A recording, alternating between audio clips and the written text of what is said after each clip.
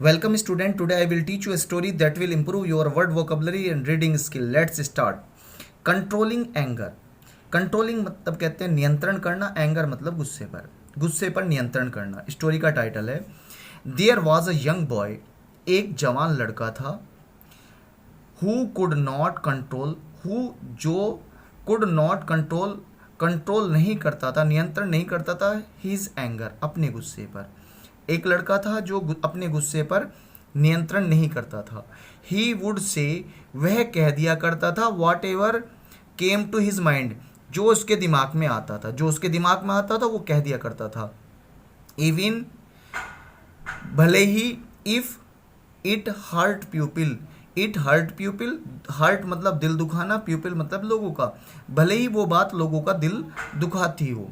His father, उसके पिताजी ने, आस्क्ड मतलब कहा, हिम मतलब उससे, उसके पिताजी ने उससे कहा, टू हैमर, हैमर मतलब हथौड़ी से ठोकना, इन अ नेल, नेल मतलब कील, कील को, in the back yard, in the back yard आंगन में पीछे की तरफ, फेंस मतलब चारी दीवारी पर.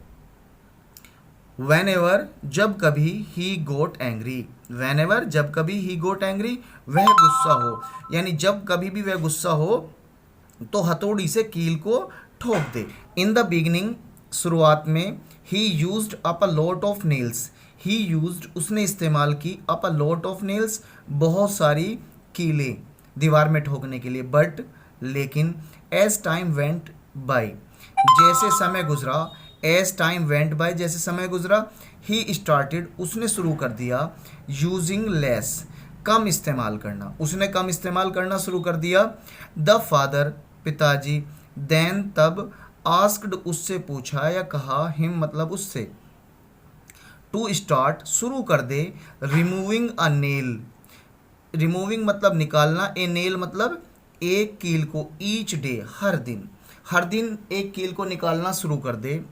ही डिड नॉट गेट एंग्री, वह गुस्सा नहीं हुआ, he did not get angry वह गुस्सा नहीं हुआ. वैन जब, ही रिमूव्ड उसने निकाल दी, ऑल द नेल्स सारी की सारी कीलें. द फादर आस्क्ड हिम, पिताजी ने उससे कहा, टू सी देखो, the hole in the fence, hole मतलब रोजन, इन द फेंस बाउंड्री में, यानी बाउंड्री की दीवार में जो रोजन हो गए हैं, सुराग हो गए, उन्हें देखो. ही एंडेड वह बाकी रह गए, हिम मतलब उसमें, दैट जो, fence would never be same, fence मतलब बाउंड्री, नेवर बी कभी भी, सेम मतलब एक जैसी, उस जैसी नहीं हो सकती जैसी वो पहले थी.